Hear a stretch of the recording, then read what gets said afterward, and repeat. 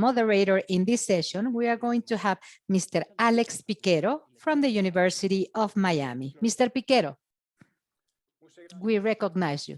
Buenas tardes, buenas noches, buenos días. Good morning, good evening, good afternoon. Really great session. I'm just so excited about this, not only because I get to hang out with really smart people, but they all said yes, and I'm so excited that they gave up a part of their days to be with us. As everybody knows, over the last 16, 18 months of our lives, COVID-19 has affected the world, and crime is no exception. Our discussion today will be focused on domestic violence, family violence, and those issues broadly defined. And you have a really great set of speakers coming up who address this problem from multiple disciplines and multiple angles throughout the world. So I'll stop talking. I'll really quickly introduce to you each of the speakers.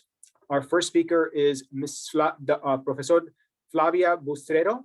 She's the vice chair of the Fondation, Botnar, and chair of the Governance and Nomination Committee at the Partnership for Maternal, Newborn, and Child Health, United States of America. She's a leading physician, public health professional, and advocate for the health and human rights of women, children, adolescents, and the elderly, and is known for taking actions on the social and environmental determinants of health, including the health impacts of climate change. She's well known around the world, has extensive experience with the WHO, as well as the Lancet Commission that she will discuss for you in a little bit. So the floor is yours, Dr. Bustreo. Thank you. Thank you very much, Mr. Piquero, and thank you so much to the organizer. I'm equally very excited to be participating to this session and to this conference, and especially as you have said, since a little bit more than a year since the World Health Organization declared the COVID-19 a pandemic, we have lived with what we have termed the pandemic within the pandemic. And that by that term, we mean that the coexisting pandemic of violence against women and violence against children during this time has tremendously exacerbated. So I'm making these remarks as in my role as co-chair of the Lancet Commission on Gender-Based Violence and Maltreatment of Young People. And as many of you know, the Lancet is probably the foremost scientific medical journal. And I have the pleasure to co-chair this commission with a dear friend and colleague, Professor Felicia Knoll from Miami University. If I can have the first slide. So what I will do is in this brief 10 minutes is to really share some thoughts about the definitions, and hopefully those thoughts, Alex, will help frame the issue for the conversation and the speakers that come. Also, we share briefly what do we know about the pandemic within the pandemic, and I will have a final slides on some opportunities ahead where I hope that some thoughts can come from this conference. The next slide. So what do we mean by gender-based violence, and what are the types of gender-based violence that you can see listed in these slides? Gender-based violence refers to harmful acts directed to an individual or a group of individuals based on their gender. It is rooted in gender inequality, the abuse of power, and the harmful norm. And the term is primarily used to underscore the fact that structural, gender-based power differential place women and girls at risk of multiple forms of violence. And you can see them listed, and they range from intimate partner violence, sexual violence, female genital mutilation, forced and early marriage, of course, the most extreme form of violence that is femicide, but also other forms like stalking and coercive control, and one of the most recent form of violence, which is of worry, especially during COVID-19, which is the digital violence and the cyber violence that we have seen. The next one refers instead to what we call child maltreatment, Because one of the things that I really like to stress in this presentation is that this form of violence against women, violence against girls, and violence against children, maltreatment of children, are really very linked. And child maltreatment is defined as the abuse and neglect of people under 18 years of age. And it includes all forms of physical or emotional ill treatment, sexual abuse, neglect or negligent treatment, or commercial or other exploitation. And here, the important things to stress is that even these more moderate forms that we talk of, for example, neglect, have very severe consequences during the life course of individuals. And for example, we know from the literature that if a child witnesses violence, for example, domestic violence, he has, if it's a boy, he has 50% more chances to become a perpetrator. And if it's a girl, she has equal more chances to become a victim. So we have this intergenerational transmission of violence, and also we have important impact of particular child maltreatment on the health and well-being of individuals over their life course. The next slide. Now, just very briefly to frame the discussion and to say that why do we talk about the pandemic of violence against women and violence against children is because this is a phenomenon that is widespread across the world. And we know from the estimates just recently released by WHO 1 month ago that globally 1 in 3 women worldwide have been subjected to either physical or sexual intimate partner violence during their lifetime. And that we also know that this violence starts early, that 1 in 4 young women between 15 to 24 years who have been in a relationship will have already experienced violence by the time they reach their mid-20s. So that's a phenomenon that really, it's important that we focus in these years that we call of intersection. And we also know that violence disproportionately affects women in low and lower middle income countries. And that violence is perpetrated by what we call intimate partners. So these are individuals that the women and the girls are familiar with. They're either the intimate partners or they are within the domain of the domestic. And equally startling are the data that concern violence against children. And so the estimates from WHO that were published a little bit earlier at the end of last year are that around 1 billion children, which is 1 out of 2 children worldwide, suffer form of violence each year. And 1 in 4 children live with a mother who is the victim of intimate partner violence. So that is why, Alex, we talk about the pandemic within the pandemic, because there is really no other epidemiological problem that has this dimension across the world. Next slide. Now, this is a slide that I've taken from the UN Women. They also have coined this word that is, they call it the shadow pandemic, but the concept is the same, and it is to begin illustrating that during COVID-19, emerging data show that since the outbreak, violence against women and against girls has intensified. And here there are data from different countries.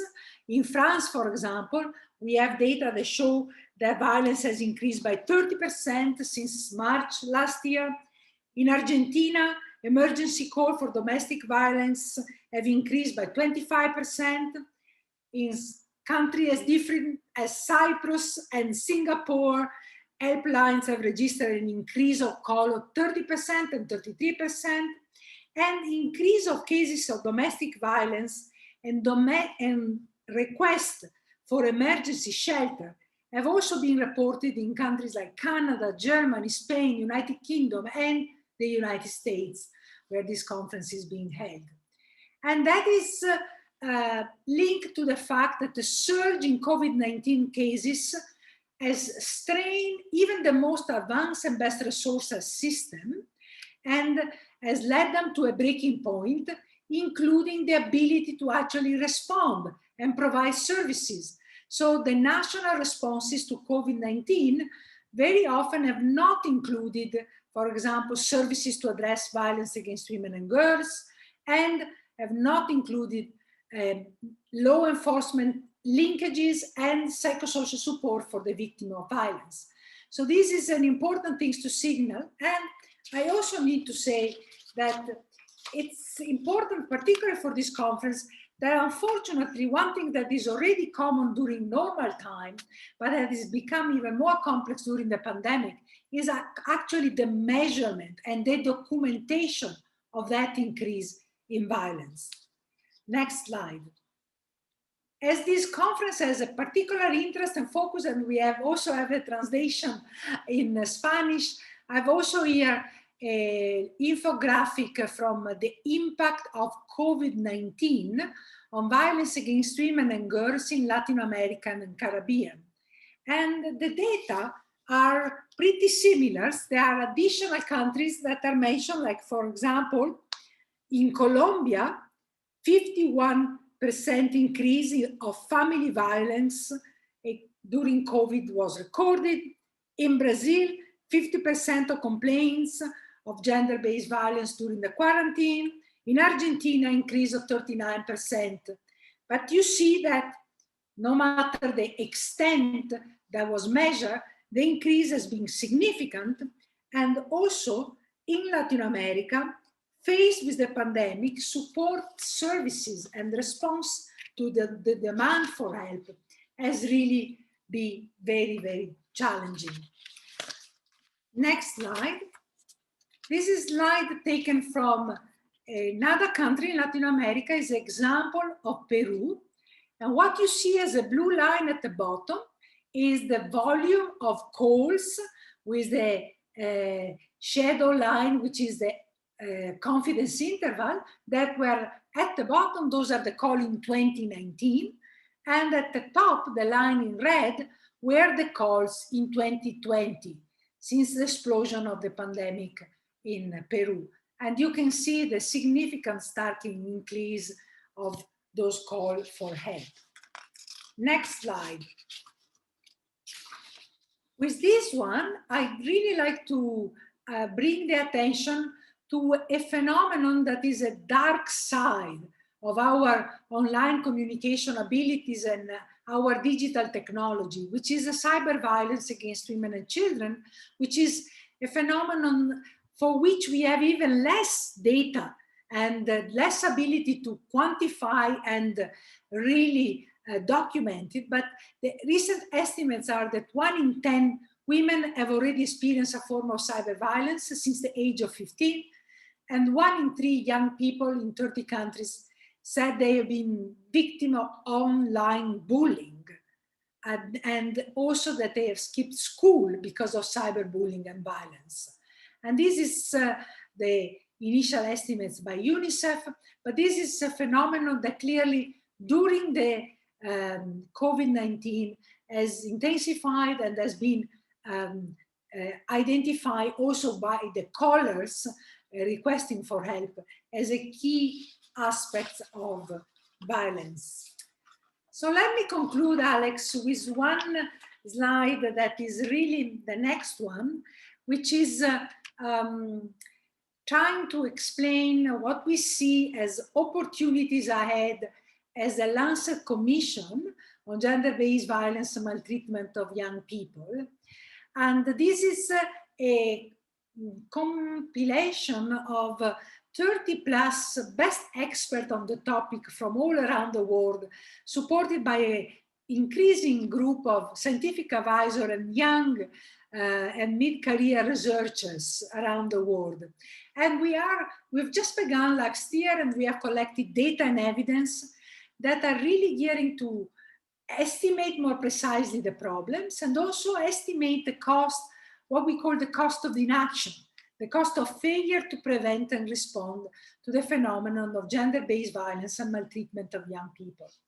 And what I see as important to signal to this audience is that we have decided to take an intergenerational transmission of violence as a critical lens. And this is also very important when we look at collecting data, to be able to document over the life course of an individual what's the impact of that violence, and also how much being exposed early in life can conduce to transmission of violence over different generations. We also have taken a specific multi-sectoral approach to prevent and respond violence and child maltreatment. And here, I'm very excited that in this conference we have a strong presence of legal expert from the education sector, expert from the health sector, expert also from the communication, from the digital and artificial intelligence, and also from the measurement. So we need to have this multi-sectoral approach in the prevention and the response.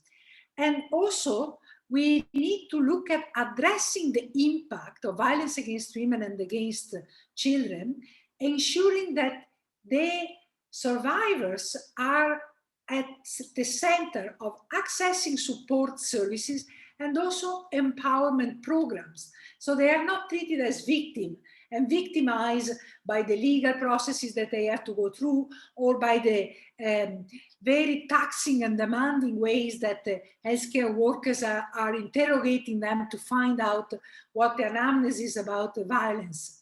And we have found that one of the best ways to do that, the initial evidence that is emerging, is that, for example, conditional cash transfer, which are transfers that are provided to women, particularly in the Latin American region, are probably a vehicle of social protection programs that is suited for this.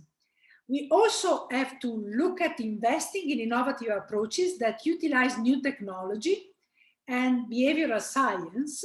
And as I have alluded, the digital space, which is a public space, needs to really become an empowering place for everyone. And finally, this is really a topic of today and our conference, is we must strengthen data collection and analysis, having a longitudinal opportunity to have cohort data that follows individuals in different countries, and also that collect at the same time data for violence against women and violence against children. For example, in my own country, Italy, there isn't a single instrument for doing that. There are surveys that collect data for violence against women, and survey, by the way, run by an NGO, not even a federal government survey, that collect data, and there were just recently presented data on maltreatment against children. So the importance of the data collection, ensuring this intersectional approach, I could not stress it more, Alex, and I'm really happy that this conference is taking these lengths, and I look forward to working with you and with others to see how we can collectively do that. Thank you very much for your attention, and I look forward to the exchange. Thank you very much, Flavia. Mucho gusto. Fantastic presentation, as always, and thank you for staying up late in Italy this evening. Next up, I have the really great fun pleasure of introducing Katie Kaukinen. Professor Kaukinen is the chair of the Department of Criminology and Criminal Justice at the University of Central Florida in Orlando, about 3 hours from me here in Miami. I've known Katie her whole career, so we're both old. Katie is a sociologist who takes the cross-national and comparative perspective to examine broad interests related to violence against women. Her long career has examined all aspects of violence against women, from a sociology angle, a psychology angle, a criminology angle, a public health angle, and certainly a public policy angle. She's focused on the developmental antecedents and long-term consequences of violence against women, victim coping, resilience, help-seeking and decision-making, victims' engagement, victim agencies, in the criminal justice system, so on and so on and so forth. She's given testimony in court cases. She's frequently called upon by policymakers and practitioners to give them advice on the leading science to help with this very important issue. So with that, I turn over the microphone to my friend, Katie Kaukinen. Katie? Many thanks. I'll just wait till my first slide comes up, but I'm very honored to be here today, and I am very much looking forward to our conversation.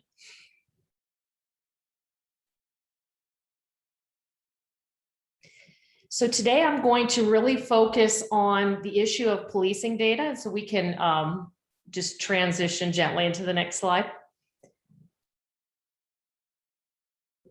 So there are a number of challenges, and the one thing I'll say is we've experienced some great information coming from official agency data. This data was quick to flow out. It was quick to respond to international calls of a fear of a pandemic within a pandemic. And what was found across the world were increasing rates of domestic violence and both women and children being placed at risk. Now, the one issue with police data is it's completely dependent on victims' decision-making to report to police agencies in the same way hospital and other data sets are reliant on victim decision-making. What we do know is that during the pandemic, but also outside of a pandemic, we know that police data is a function of three things. One, we could have a set of new victims that are driven purely by the pandemic. We also have a set of victims who were previously victimized prior, and now the pandemic has exacerbated those factors that led to those victimizations. And then finally, we know that police reporting decision-making by victims is likely to have shaped these as well. And next slide. So I built up this slide to really help us think about the factors that shape women's risk for domestic violence and how, in particular, during COVID, they so intersected with COVID-19, the economic consequences of the pandemic, but also the social isolation and the impacts of the lockdowns for families and children, and particularly women who are at risk. And so what we see is a variety of factors that historically have placed women at risk. During the pandemic, they were made far worse. And they also are important and key factors that limit women's opportunities to call the police, to seek help, and to end violent relationships. And the pandemic itself, that social isolation, the lack of access to resources, and a coercive and controlling partner in the home has made it worse for women. And so we might have predicted that reporting actually could have gone down during the pandemic, even while rates were going up. And so we'll turn to the next slide. And so early on in the pandemic, I did write a paper where I hypothesized what might be going on. And I did predict two things. One, that we might see rates of police reporting as well as arrests skyrocketing. And I will talk about the study I've done with Alex where we did see that increase. And what we know is that much of the increase in police calls for service was a function of victims making that decision to call the police. But we also know it was real behavior by offenders, both new offenders, but also historic perpetrators who had victimized their spouses and wives and partners before the pandemic. We also have seen both anecdotally as well, there's been evidence across the nation in the US, but also internationally, that in some jurisdictions, police rates of arrests, but also calls for service stayed flat or actually went down. And I saw that here in Orange County, where I live in the United States, is that less severe forms of misdemeanors actually went down. And part of that is due to some of the protocols that police put in place during the pandemic where they did not enter the home.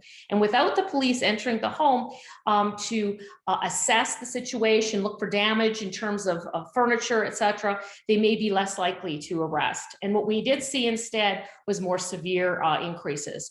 We also know that victims whose partner is now home with them all day may have had less access or opportunity to report. Their batterer may have been even more controlling during the pandemic.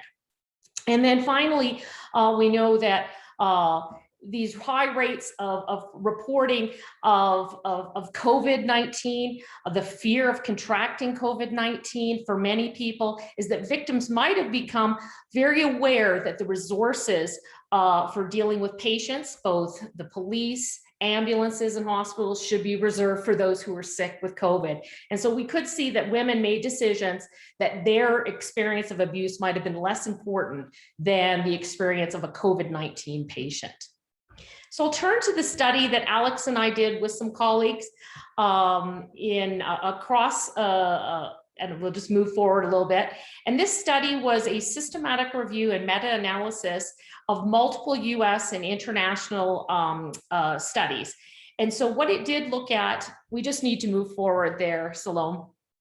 What this study did was draw on a wide range of data that had been collected very early on in the pandemic to look at differences in rates of domestic violence before and after COVID-19. It comes from police logs, it comes from calls for service, health records, and as well emergency hotline registries. And so we conducted and we'll move to the next slide. We conducted a standard systematic review, and we have the protocols in place, as other scholars do.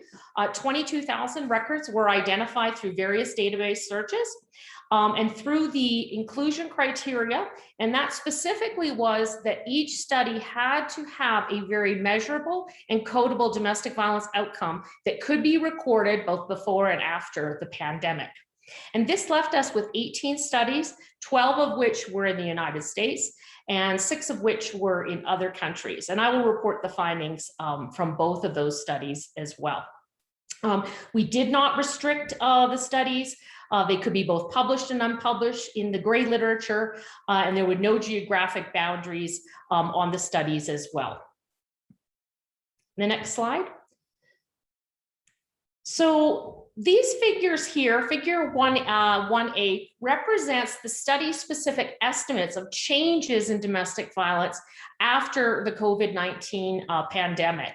And so we had 37 estimates from the 18 studies that we were able to explore, because some of the scholars had actually had different metrics for measuring domestic violence. And what we found that 29 of the studies reported an increase in domestic violence, while a smaller number reported a flat or decline.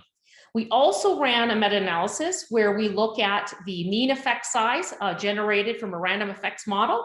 And for the full sample, that was 0.66, which is a medium effect size. So very strong evidence that COVID-19 was associated with increased rates of officially reported domestic violence. And this was about 7.9%. We found even stronger effects for the US studies, and we'll move forward one slide.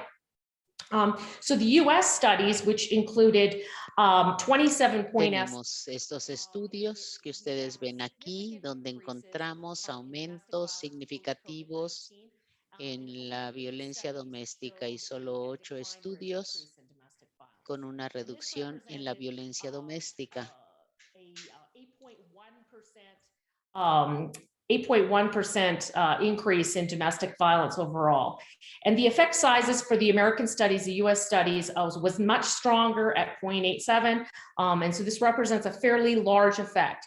And the one thing I want to just highlight, because I think it's so important, and Alex and I have talked about this over and over again, is 8.1 seems large, but the reality is we know that many victims did not report during the period, that there are a number of factors that dampen women's reporting decisions.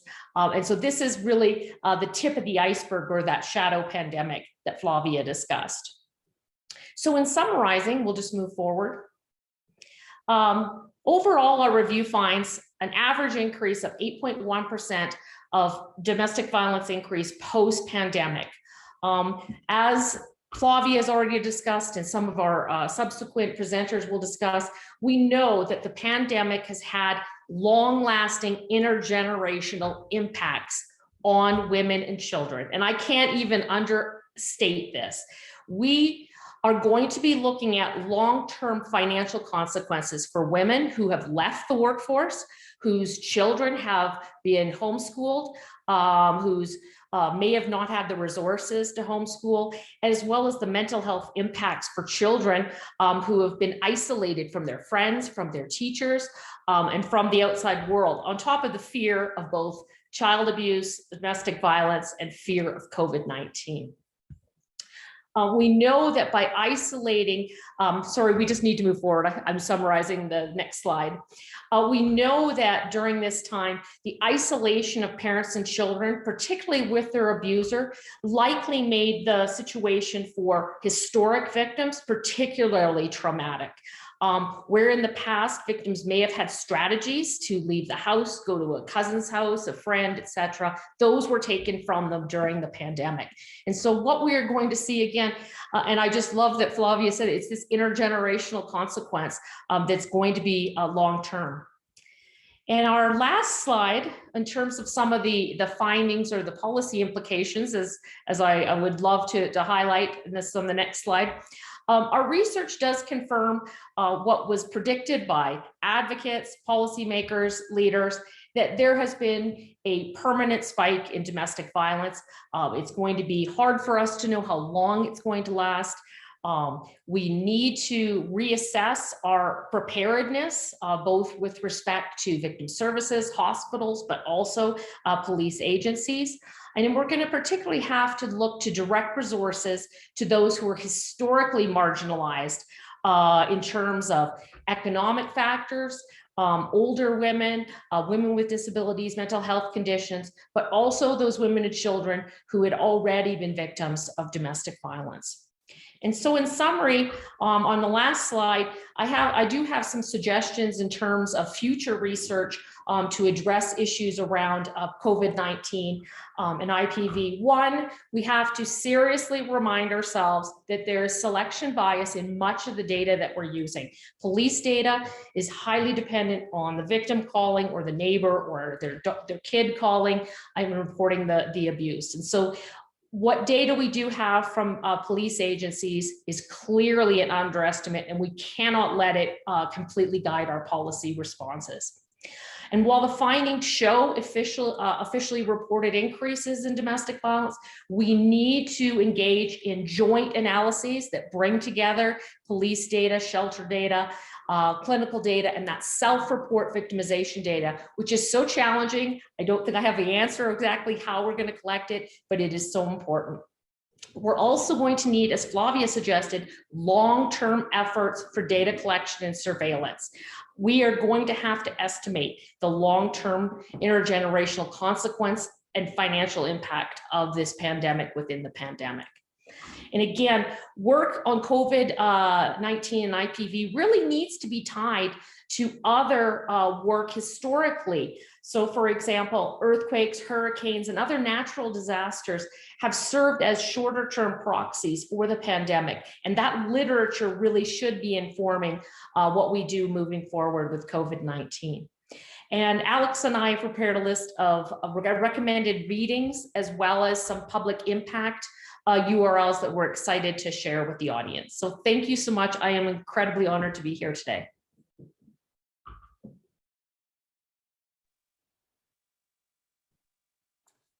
Thank you very much, Katie. It's fantastic. It's such an honor working with you on this. It's always great to learn from people who are smarter than me, so it's great.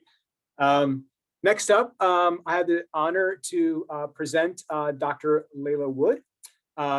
Leila is on the faculty at the University of Texas Medical Branch, UTMB, for those of you who like lingo. She's an associate professor and the director of evaluation at the Center for Violence Prevention in the Department of Obstetrics and Gynecology. Her program of research focuses on community-based intimate partner violence and sexual assault intervention and prevention efforts, including at college campuses. I first came across Professor Wood's research by reading some of her work that looked at people who worked in domestic violence shelters, as well as some of the survivors of domestic violence. Her work is also very community and practitioner based. And so that's something that I very much enjoyed. It's a really different kind of perspective from the ordinary criminologist who isn't necessarily trained in that angle. So I thought this would be a really great presentation. So Professor Wood, the floor or the world is yours. Good afternoon. Thank you so much for having me here today. I'm really honored. I'm excited to talk about some of our work at Center for Violence Prevention focused on primary data collection with survivors of intimate partner violence or domestic violence during COVID-19. our work really stemmed from that initial work that Alex just referenced with staff, the community-based organizations and criminal justice agencies that work with survivors. And those are your emergency shelters, your counseling centers, your healthcare centers. We did early work at the center surveying those folks. And what we heard was violence was increasing, service access was decreasing, and children and families were really at risk. So what we sought to do was to partner with our community agencies to collect data directly from survivors of violence. So if we could move to the next slide, I'm going to talk about one specific study that we conducted at the center. We have about 5 ongoing studies where we focused on the impact of COVID-19 and domestic violence with different populations. But I wanted today to focus on one we did in Harris County, Texas. Harris County, Texas is home to Houston, which is one of the largest cities in the United States and has over 2 million residents. It's racially and ethnically diverse, and it's a major cultural center for the Southwest. Harris County is also a place where right when the pandemic started, we started seeing an increase in femicide. We started seeing a decrease in shelter bed availability and some pretty dramatic impacts of the pandemic. So we partnered with the local coordinating council in Harris County, which has over 20 member agencies. And we developed and implemented an online survey and follow-up interview with Harris County residents impacted by domestic violence. When we built the survey, we wanted to make sure that we were reaching folks who had experienced domestic violence in the past year. The survey was fielded in December of 2020. So what we did is we used behaviorally specific screening questions developed from Sherry Hamby's partner violence scale to make sure that we were able to recruit folks who had recent experiences so we could hear from them.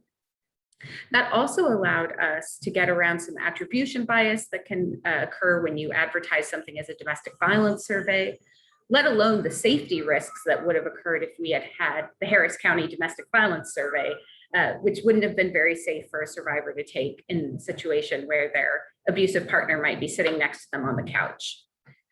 So from the very beginning of this project, we put safety at the forefront. We encouraged participants to take the survey alone, and we let them know in the consent form we were going to ask questions about conflict and relationship. We had a survey platform, Qualtrics, that you could start and stop the survey anytime. And we had resources offered throughout the survey, not only just about domestic violence, but for food pantries, counseling, mental health help, all the kinds of things survivors might encounter. And I'm taking some time to talk about this because primary data collection during COVID with survivors has been really tricky. And we've followed the World Health Organization's best practice guidelines, but we really had to pay attention to this. And probably the most labor-intensive part of this was staffing and collaborating with the local organizations to do this in the safest way possible. We followed up that survey with some interviews with survey participants. And again, putting safety at the forefront. All of the folks who conducted the interviews were staff at Center for Violence Prevention that had social work type backgrounds and had experience working with survivors of violence. They used trauma-informed interviewing techniques. And that was a way for us to get really nuanced data by using this mixed methods approach. If we could go to the next slide, please.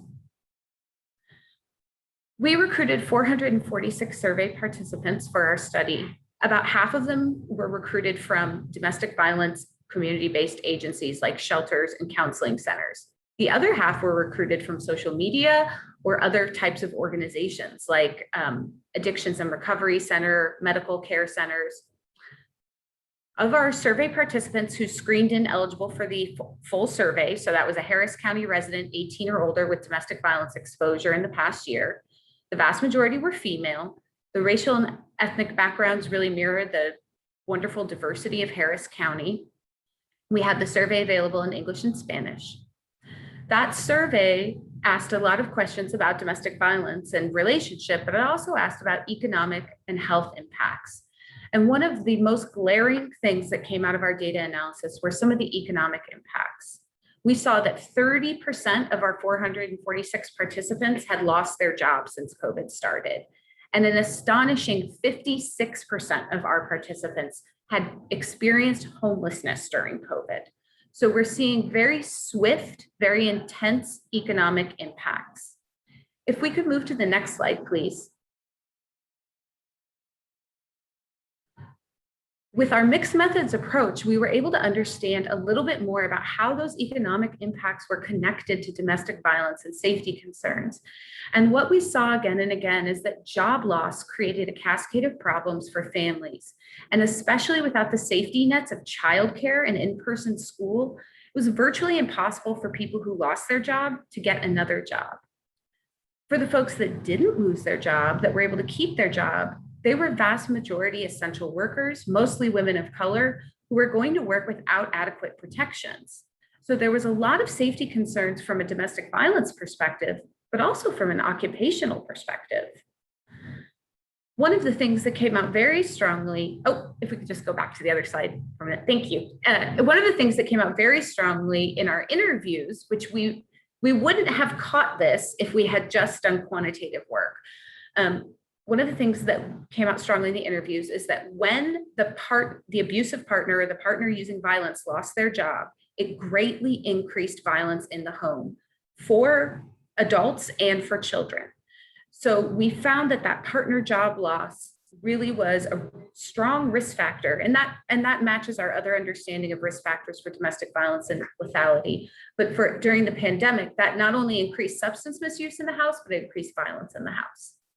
Next slide, please. We also queried participants about mental health experiences using established, reliable measures. We assessed for probable post-traumatic stress disorder, depression, and you can see that over 50% of our sample had symptoms that met criteria for moderate to severe depression. So we're talking about really high levels of depression, and almost 64% screened positive for probable post-traumatic stress disorder, and 21% having suicidal thoughts in the past 6 months. So we see really intensive mental health impacts to accompany those intensive economic impacts. Alongside of this, there was an 18% decline in good health, good physical health. So we're seeing a flood of health and wellness impacts coupled with those economic impacts. Next slide, please. After folks screened into the survey with those short eligibility questions, we asked a long form domestic violence victimization battery using the conflict tactics scale 2 revised edition short form. And we augmented that approach because of some limitations with that measurement to include questions around reproductive coercion, economic abuse, and a full measure on coercive control. What we found is that for our participants in the last 12 months, so this was December of 2020, so 9 of those months were during the pandemic, we had really high rates of domestic violence. As you can see, nearly 69% had experienced physical violence in the last 12 months. One thing I want to highlight about this that is really important is it wasn't just high prevalence rates, we have high frequency rates. So for people that experience physical domestic violence victimization in the past 12 months, they experienced an average of 16 different incidents of physical violence. For people that experience sexual domestic violence victimization in the last 12 months, they experienced on average 6 different sexual violence victimizations from an intimate partner. So prevalence was high, but frequency was high, which we know leads to more health and economic impacts. So these are really concerning rates with a lot of potential impacts down the road. Next slide, please. To kind of sum it all up, and I just want to say the report has a lot more data. It was really difficult to just pick here the most important points. Some of the things you'll see in the report are just the really critical role that community-based organizations like domestic violence programs have in helping survivors. And then the role that law enforcement can have, and we heard it from a lot of survivors who law enforcement was not able to help them. They didn't show up or they didn't provide support. So the report has a lot more detail, but I want to just focus today on what we learned from this primary data collection. And what the most important takeaway for me is that through our partnerships with the Coordinating Council and those 20 organizations, we were able to put survivor safety first. And we worked really intentionally with the community to get the survey to folks and to do it in the safest way possible. And that enhanced our data quality. So to the extent you can partner with your community organizations, you can really improve your data quality. We also saw that our small data set, our 446 people, really helps us understand big data trends. So to give an example, one thing we learned from those 48 interviews is that when survivors got their stimulus checks or when their families got their stimulus checks, violence decreased. We can take that kind of finding and apply it to big data and understand if we see those trends on a macro level. The qualitative data is especially helpful for showing us these small kind of interactions in an interview that may actually be a larger trend. Alongside with that, the qualitative data provides so much rich context on culture, service experience, and needs. We heard from our Black participants that they didn't feel comfortable calling law enforcement, especially in the wake of the calls for racial justice following George Floyd's murder. They just didn't feel comfortable calling them for help. So they were using informal supports. And that helps us with program planning, because then we can go to informal support networks and area churches, culturally specific programming with our supportive services. And then just to mirror what everybody else has said, we have to follow through with long-term data collection. And it's critical that that data collection is not only longitudinal, but that it's mixed methods. Because with the qualitative enhancements, we learned so much more about the who and the why and the how, and the context and the role of culture in how folks are experiencing the long-term impacts of the pandemic, and critically, what social policies and programs are working. So I really appreciate everybody having me here today and giving us this opportunity to talk about our data collection with survivors. And I'm going to turn it back over to Alex. Thanks, Leila. That was awesome. For those of you who have not read the report, download the report. It's not only rich as what you can see there, but it's a how to do this kind of work in your community. And that's, you know, a lot of us who spend our careers crunching numbers, we lose the stories and the impact and real meaning that underlies those rows and columns and data points. And I think Leila just gave us a really good tutorial about why that stuff matters. So thank you very much for doing that. The last presentation, I get the honor of introducing my new colleague, Professor Dabney Evans. Dabney is an associate professor of global health in the Rollins School of Public Health at Emory University, which is in Atlanta. She's a mixed method researcher who's focused on the health and human rights of women and girls. She received her master's in public health from Emory and her doctorate in law from the University of Aberdeen in the UK in 2011. Her current work is a big list of really important stuff, including gender-based violence, sexual and reproductive health and rights. She's a global research portfolio on projects on IPV during COVID, the commercial sexploitation of children, obstetric violence and birth injury, femicide prevention, and femicide perpetration. I had the pleasure of having one of our Zoom meetings with Dabney about 2 weeks ago, and the 45 minutes could have gone for 3 hours if her and I had the time to do that. I first draw on her work by reading her really good study on domestic violence in Atlanta and increase there as well. And so I reached out to her, and I'm really glad and fortunate that she's able to join us today to share with her her work. So with that, I leave you all to Dabney. Dabney, up to you. Thank you so much. And thank you so much to the conference organizers, to all the other panelists, and to you, Alex, for inviting me to be a part of this really important conversation. I'm in the anchor spot, so I'm going to try and build on the remarks of my fellow panelists, as well as the themes of this conference: governance, crime, and justice.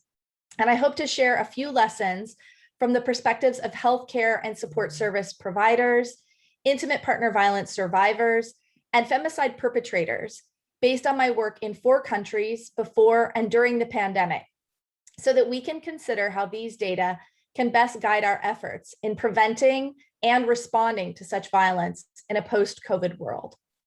Next slide.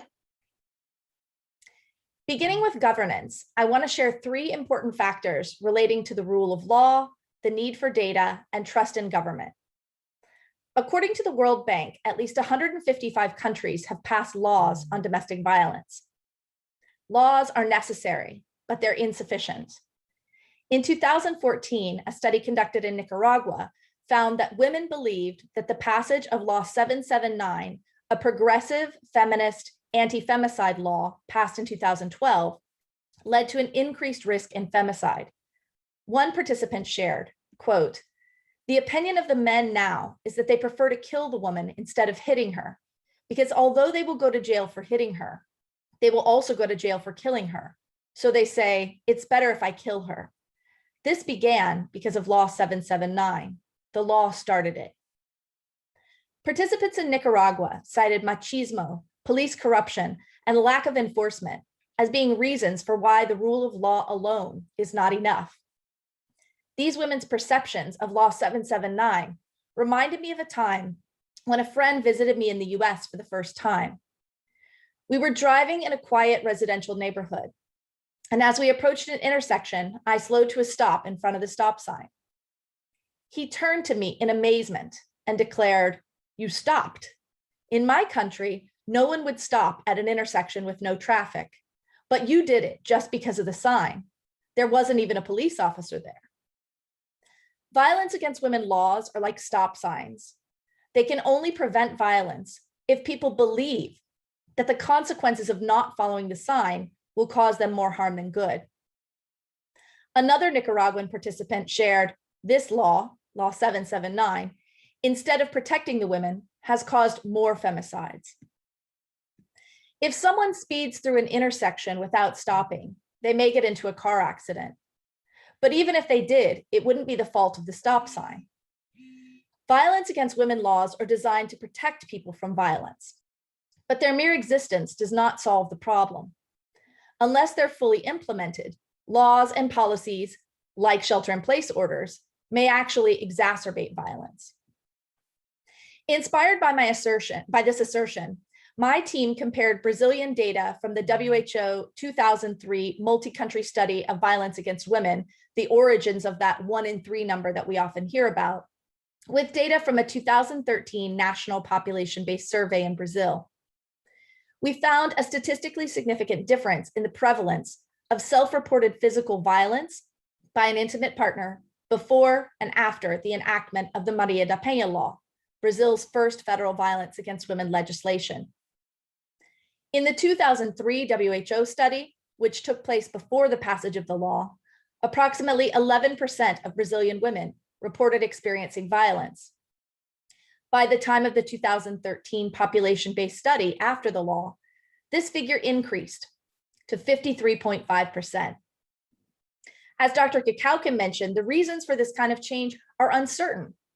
We didn't know whether the increase was from an actual increase in physical violence, increased awareness and reporting of physical violence, or a combination of both factors.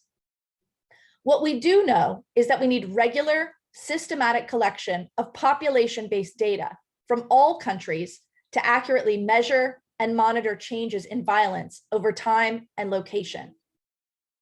Next slide, please. In addition to laws on the books and reliable data, another key factor is trust in government and its institutions. In a 2016 study among Brazilian women attending state-run health clinics, all were aware of at least one federal violence against women law. Yet they expressed widespread lack of trust in the government and viewed the legal sector as ineffective. They felt that violence against women laws either exacerbated violence or otherwise have little impact on the lives of people experiencing it. One participant pointed out that possible benefits and protections of violence against women laws can be completely undermined and even reversed by the legal sector's inability to ensure full compliance with these laws, including the consequences for perpetrators. They shared, quote, "The Maria da Penha law captures them. The justice legal system frees them." This generalized lack of trust in government manifested as a lack of confidence in violence against women laws and a major barrier for women seeking services through two pathways to prevent and respond to violence, the health and legal sectors respectively. Numerous participants recounted stories of how women were further traumatized by ineffective interactions with health and legal sector actors, or worse, abused, or murdered by their partners in retaliation. One participant went so far as to say that the possibility of such retaliation leads women to, quote, fear the law more than the abusers. Next slide. It is this abuse and violence that leads me to the theme of crime, and more specifically, violence during the pandemic. First, the pandemic created an amenable environment for abuse and violence. Second, public health policymakers must consider the ripple effects of pandemic measures on other health and social issues. And finally, COVID directly exacerbated intimate partner violence and simultaneously interrupted support services. Even before the pandemic, healthcare providers faced stigma and barriers in asking survivors about their experiences of abuse. In a 2016 study in Brazil, the top 3 reported barriers to asking women about relationship violence were few opportunities for one-on-one interaction, a lack of privacy, and of a fear of offending women. Importantly, 2 of these barriers are structural in nature, underscoring the important role that health and other social service systems play in preventing and responding to violence against women. The pandemic overburdened healthcare systems and exhausted frontline workers. In a qualitative study among healthcare providers at a major public hospital in Atlanta, providers described the effects of COVID on intimate partner violence as, quote, like boiling water, but there's no pop-off valve. Health professionals encountered barriers to care provision, including navigating the safe discharge of patients, a lack of community resources for people experiencing intimate partner violence, changing policies on COVID testing, and fewer admissions into support facilities because of social distancing requirements. As you can see on this slide, one healthcare professional described the challenges people care seeking during the pandemic faced. The COVID mitigation measures like shelter-in-place orders and social distancing designed to reduce COVID disease transmission and protect public health unintentionally supported the coercive control tactics of perpetrators, and measures placed additional burdens for help seeking on survivors. This brings to mind the foundational health and human rights work by Jonathan Mann, which asserted that all public health policies, programs, and practices must assess their potential human rights harms. Sadly, in many cases, such considerations were not taken into account, placing those experiencing relationship violence at greater risk. Patients experiencing relationship violence expressed fears in care seeking during the pandemic. COVID lessened the likelihood of people being asked about their experiences of violence. In public health, we often refer to the adage, if you don't write it down, it didn't happen.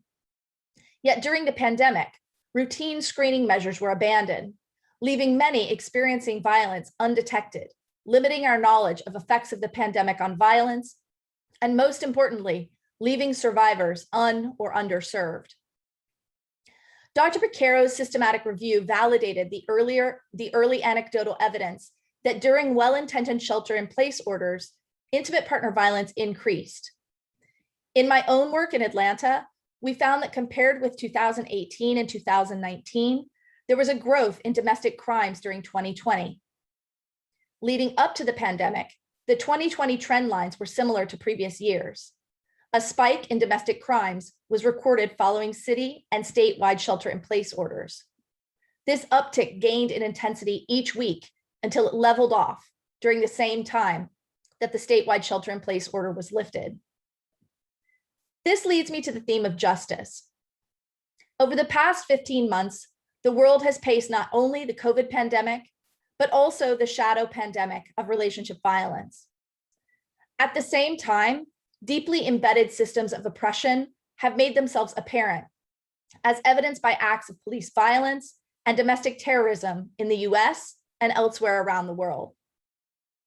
As troubling as the past year has been, we have reason for hope. If COVID was the pressure cooker, then the world has been primed for explosive change.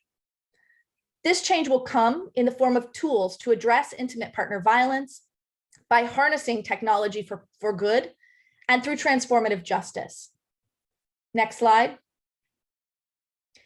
In early May, the Brazilian National Register announced that all people seeking services for relationship violence would receive a risk assessment.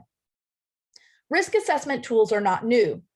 In fact, the danger assessment, a tool validated to predict reassault, attempted, and completed femicide, has been evolving over the past 2 decades. What is new is the adoption of federal policy to utilize a risk assessment tool. The vast majority of women participating in a 2020 study assessing the face validity of a translated and cross-culturally adapted version of the danger assessment for Brazil found the instrument easy to comprehend. The danger assessment and other tools like it provide a path forward for governments interested in strengthening efforts to implement federal violence against women laws and support survivors. And I find hope that Brazil and other countries may move towards standardizing the use of risk assessments in violence response practice.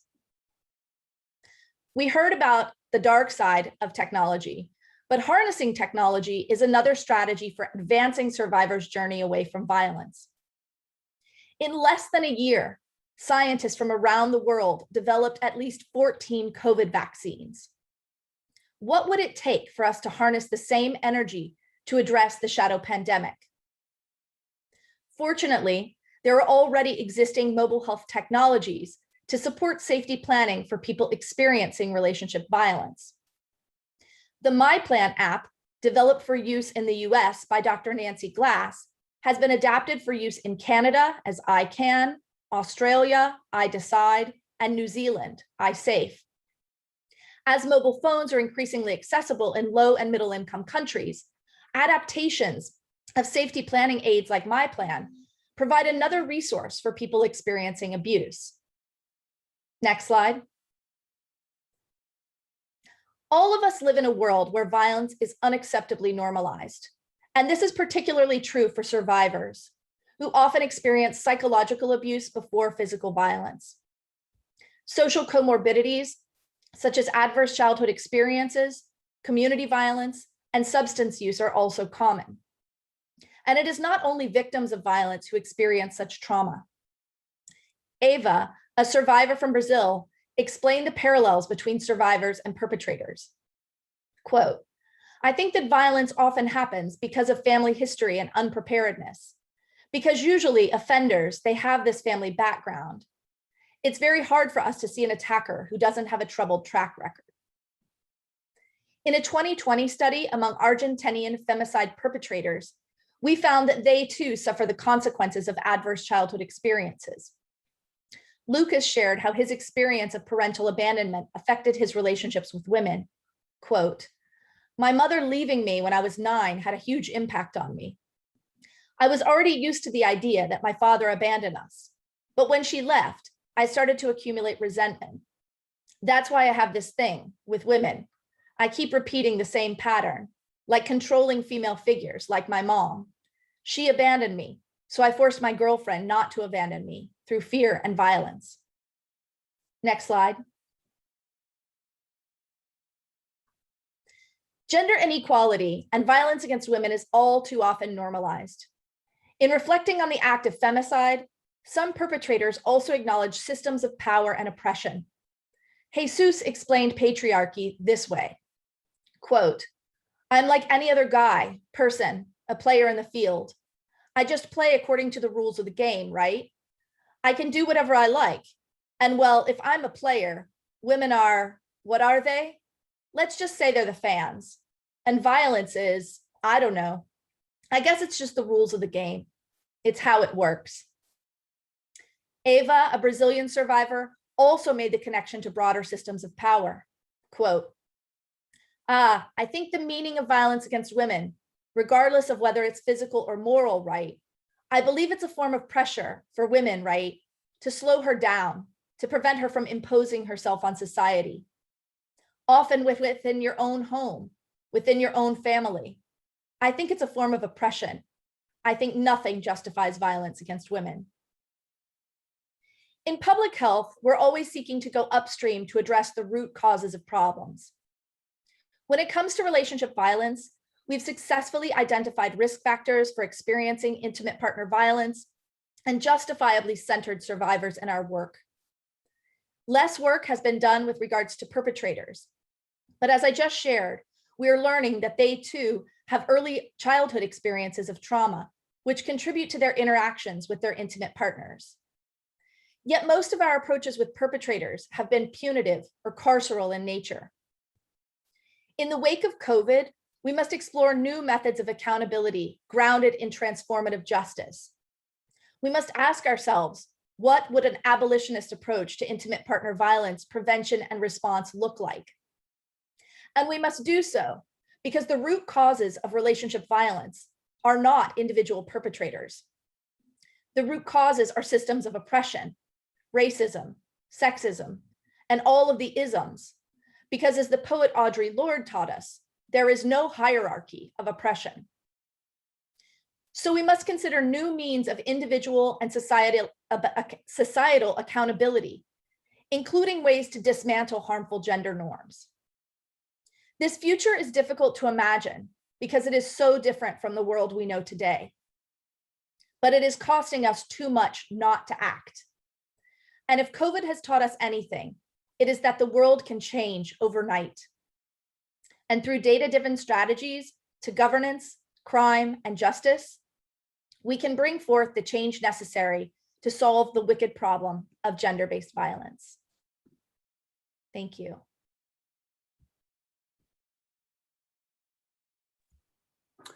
Thank you, Dabney. That was pretty powerful. In the chat for people, all the 400 and some odd people who are with us today, you can see a lot of information and links to the work of our panelists, so feel free to link away and download PDFs. I have the honor to do a little bit of the question and answer. If I could do a round of applause, thank you all so much.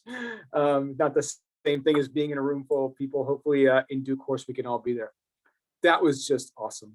It's just awesome. Thank you all. So I have two questions that have come to me so far.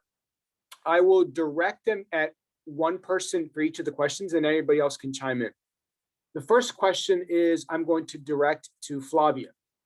What can we say, or what do you think the exit of countries like Turkey from the Istanbul Convention could have repercussions for on citizens, particularly women? And you can make that about Turkey, you can make it about countries in the global South, or interpret it however you would like.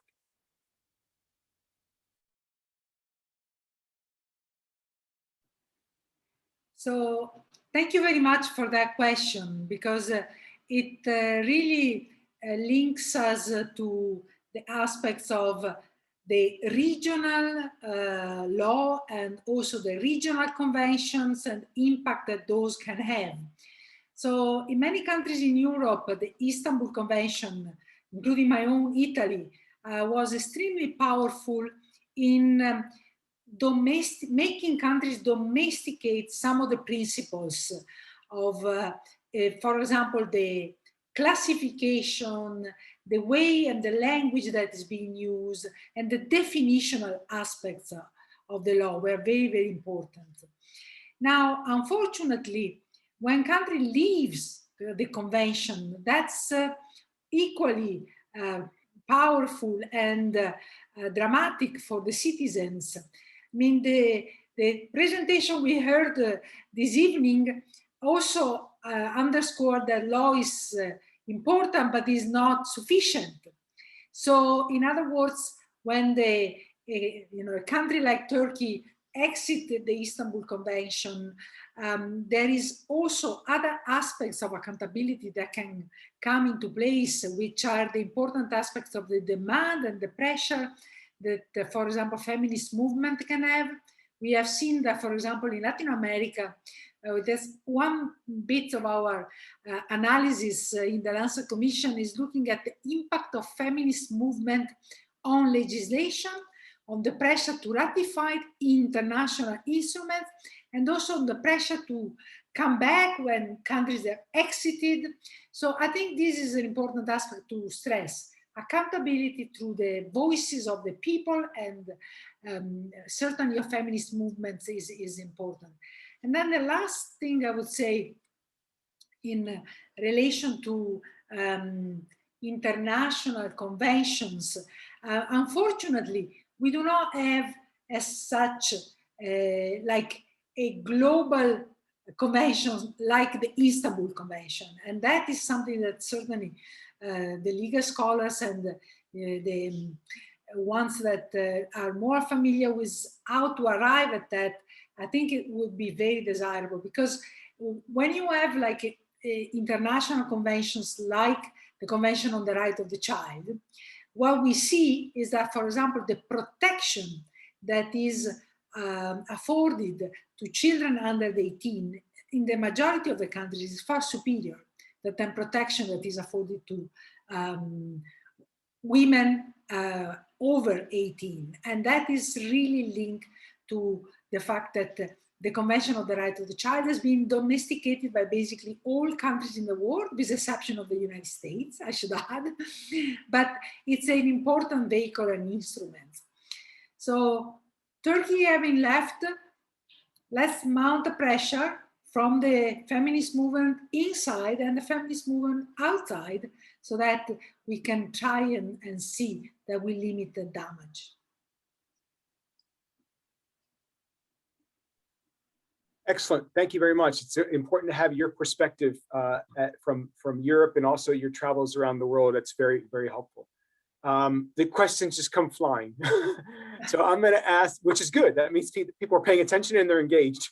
So I'm going to ask this next question to Dabney and Leila, and then I'll follow that with a question to Katie. And of course, anybody can feel free to chime in. To Dabney and Leila, have the main factors that exacerbated violence through COVID-19 been identified? Both of you touched on a little bit of that. And can you share with us what you learned from that to the audience? And I will go, let's go Leila first and Dabney second. I would say that for our research in not just in Harris County, but throughout the state of Texas and our national work in the US with staff, we've identified a fairly significant portion of the risk factors that led to increased violence and really a lack of service access. And they were the risk factors that we were aware of that in part previously, they just were made a lot worse. And those are a lot of the economic impacts, which disproportionately impact women, and particularly women of color in the US. Some of those things around housing and job loss. We also saw that just the loss of, I can't emphasize enough what the loss of childcare and school did to families, and how childcare is protective for children, it's protective for domestic violence and child maltreatment. So the loss of that safety net was so significant to our participants, and we see this across studies. And our national priority here in the US to reopen bars and restaurants before we got schools reopened, it really increased danger for families. So I think in terms of looking at some of the social determinants, the lack of access to services, we had many shelters that had to reduce their capacity because of COVID and social distancing. In a state of Texas where we turn away about 40% of people who ask for shelter because we just don't have space for them. We already have a high rate of shelter denial just because of lack of space. So all of those economic drivers, coupled with the total lack of support for families, basically it was all just turned up on high. The heat was so high that it really kind of made everything worse. And I would say that was coupled with an increase in substance misuse, which made violence more lethal, and an increase in gun sales. That's great. It's the pressure cooker that Dabney talked about. So Dabney, I'll let you expand upon that as you see fit. Yeah, I completely agree with everything that Leila said. And the work that we've done here in Atlanta, also in the US, we saw very similar factors regarding school closures, lack of childcare, economic impacts, and unemployment, which was through the roof. But I also want to remind everyone that the pandemic is still going on, and in many places in the world, it's still raging because there are many places that do not yet have access to vaccines. So this is where I think it's really important that, as Katie called to, we need to pay attention to what we can learn from previous pandemics, looking at Ebola, but also looking at other examples of natural disasters, Hurricane Katrina and other natural disasters that have occurred, so that we have those lessons not only here in the US for when we have something like that happen here again, but also because this pandemic is still going on. And even in this country, we have communities where vaccination rates are not very high. And so what that means is we're going to continue to have school shutdowns or county shutdowns, particularly as we think about seasonal issues. So the pandemic is not over, and we have some lessons that we can gather from what we've seen so far, but we need to remember that these things can come back.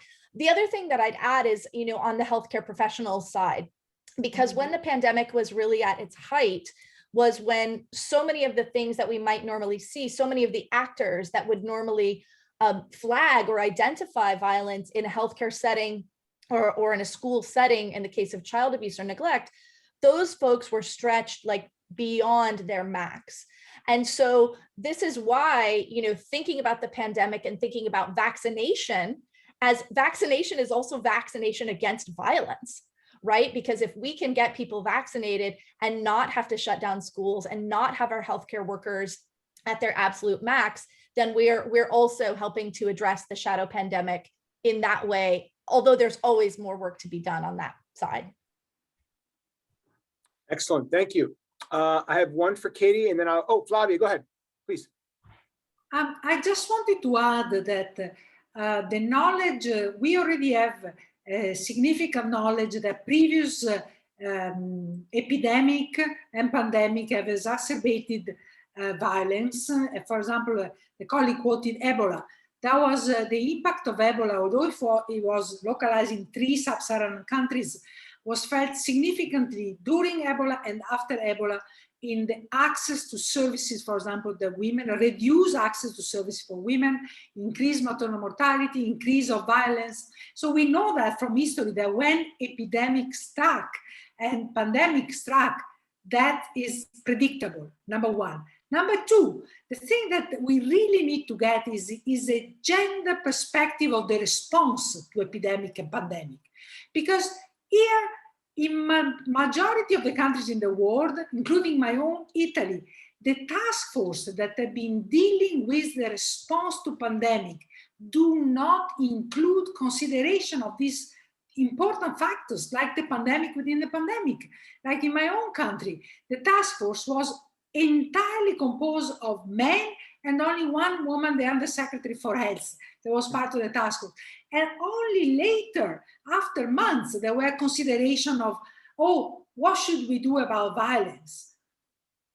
So my point is that, number one, we have a knowledge that this is going to happen no matter which kind of pandemic we will be facing in the future. Number two, it's also related to who drives the response to the pandemic. And that is a criticism that I really move to the healthcare professionals that are engaged in this, because they do not have a gender perspective, and we from this field, we have to be very vocal about it. As the pandemic strikes, to be there and say, hey, do not forget about these issues and address them from start on.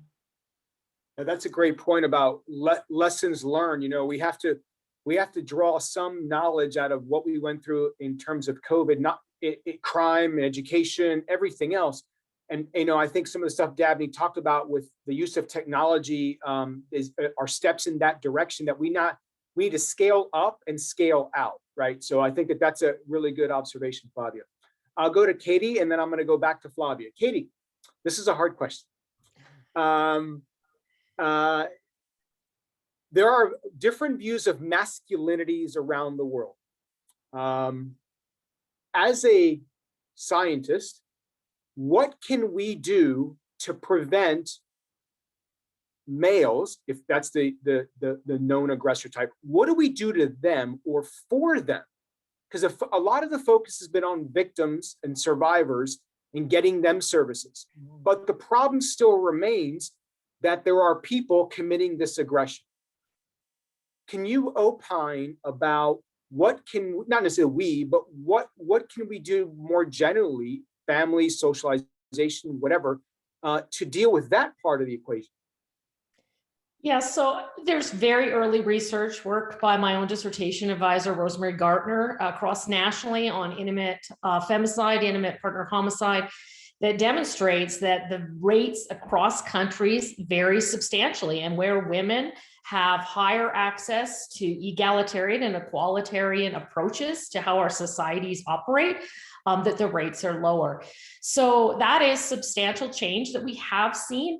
I think the pandemic has created some blockages, like we said. I mean, some women have left the workforce, even those who are in fairly good jobs, because of lack of access to childcare. So, but the issue of masculinity, I think, is really important. I did work, almost 20 years ago, looking at, and this is at the individual level, looking at status compatibilities between intimate partners. And 20 years ago, we found that when women are disadvantaged, but also when women are advantaged, their status is much, much higher than their male partner, males react in a very strong way. I found that men engage in emotional abuse, coercive control of their female partners. And so what happened was I found out someone was doing this work 20 years later, and it really hasn't changed. So that's somewhat discouraging, because we are seeing more marriages of equally dependent spouses where the woman is contributing substantially with her education, income, and her employment. We also see some work being done with young people, and I think that's where we're going to see changes with masculinity. In the United States, it's with a variety of programs that challenge traditional and toxic masculinities with very young samples and very young populations. And so I think that really is where we're going to see probably the most success in terms of the kind of language we use, violent language. And tapping this is a sexual assault term. And so being able to undo that and unpack that and repack a very healthy masculinity is probably going to have the most opportunities. And again, it's a much longer term commitment. Can I chime in on that as well, Alex? Of course, please. So just a couple of things that I mentioned. I agree with everything that Katie said. And I think, what we really have to name here is systems of oppression and patriarchy. And we have to acknowledge that all of us are harmed by this, not just women, not just victims, but men or people that identify as men are also harmed by these strict gender norms and by these notions of masculinity that manifest in certain ways. And there's not an easy answer to that question. That's a very, complex question. And so it is a hard question, right? But the answers lie at so many different levels, and really asking us to unpack and undo, as Katie said, those strict gender norms. But those things can happen at any stage of life, right? So we know that men who perpetrate violence have often experienced or witnessed abuse as children. So what are we doing to intervene with children that may be experiencing or witnessing such things? We know that when people are in adolescence and they're coming into their sexuality, that they may be, coming into some of those notions about how they think about their sexual partners. So there are opportunities there. There are opportunities when couples get married, right? Early in those relationships, to think about, how does a dyad work together? How do they divide labor in the family and the household? And also there are opportunities otherwise in adulthood, like particularly I'd point to Pro Mundo, which has done a lot of work around fatherhood and thinking about what people experience as parents and how they might want to parent differently than what they experienced. So there are many, many places in the life course in which we can intervene, and there's a lot of work to be done in this area. But most of all, we all are harmed by these kinds of ideas, and so we all have work to do. Excellent, thank you. I have one for Flavia and then one for Leila, and then we're going to be right at time. So Flavia, this is since your work on the Lancet Commission is much more than just domestic violence, I want to direct this question to you. Has there been any discussion, work, or support on what happens to protect the children who are orphaned as a result of femicide?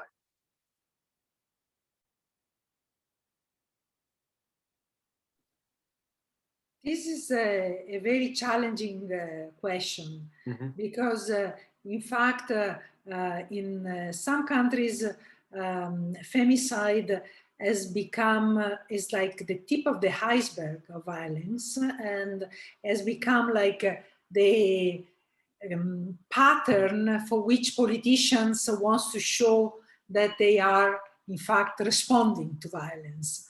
So there have been attempts to afford special protection to children that had lost their mother to femicide.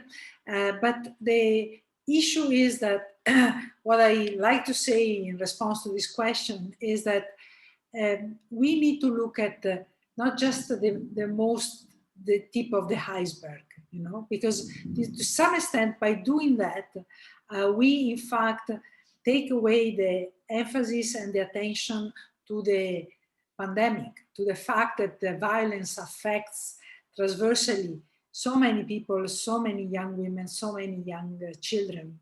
So the other thing that I like to mention in relation to this question is, for example, you know, when we look at the who are the people that are more at risk or that are more vulnerable because of violence, and one group that we haven't mentioned so far but is very relevant even when discussing Latin America is migrants. And we have data, for example, that violence, particularly among sexual violence in countries that are affected by conflict and post-conflict is very rampant, but also violence of migrants in the place where they come because of the discrimination and the vulnerability that particularly young girls have, but also young children. So the use and abuse of migrant children, especially when they are not accompanied. That's another phenomenon on which we have limited data, but that really deserves attention and care. Yeah, that's a great point, because for vaccination rollout in the United States has been what it is. And in some places you need an identification card to get a vaccine, but a lot of undocumented workers and migrants don't have identification cards. And so this pandemic is hitting so many different people. So I'm glad you brought up the issue of migrants. Leila, I'm gonna ask you, because I like to ask very hard questions. In your work in Texas, in Harris County, and your other work elsewhere, have you come across males as victims during COVID-19? And can you share any of that with the audience? Oh, yes, absolutely. We typically, because I do a lot of work in the domestic violence service sector, we often see men that are victimized by other men. So we work with a lot of culturally specific groups across the state of Texas and nationally that are geared towards the LGBTQ community, which has one of the highest rates of risk, especially youth, for sexual violence and intimate partner violence. So that's a group that's really important to talk about in terms of especially our LGBTQ youth have a third shadow pandemic, which is being home with potentially abusive or harmful parents that don't support them and their identity. We do encounter men who are victims of violence by their female or male partners. They typically don't feel as comfortable coming into services, which is a real problem because it means it's a group we're not seeing. And they typically do not get sensitive treatment from law enforcement, especially if there are kind of primary aggressor distinctions that law enforcement are trying to make, or we've had problems traditionally with dual arrest. For LGBTQ communities, especially people of color, law enforcement's not going to be a comfortable person to reach out to. So we absolutely see that men are victims of this violence in the US, and that the service response is not as robust for them because of our cultural norms around toxic masculinity and men's help seeking, and also just, especially for younger folks, we see more victimization and perpetration and kind of symmetry in those relationships. And that kind of highlights, it circles back to that point about prevention and how critical it is that we work with young families and young people and really work to undo some of that cultural norm around help seeking. Great. Does anybody else want to chime in on that? Because that's an important question. Okay, we are. I'll just say one thing, Yeah, which go is ahead. that, we need to, as a part of undoing toxic masculinity, part of what we do is we talk about the binary of gender. And so, I think we need to consider our language and think about, victims and survivors. And it is important to know different people have different risk factors. And, but people that identify as women who are trans also have very high risk factors. So we need to think about how we think about gender identity and build that into our work and our data collection and our data reporting as well, so that we can really get at the nuance and the richness and diversity of sexual orientation and gender identity and how that contributes to experiences of violence.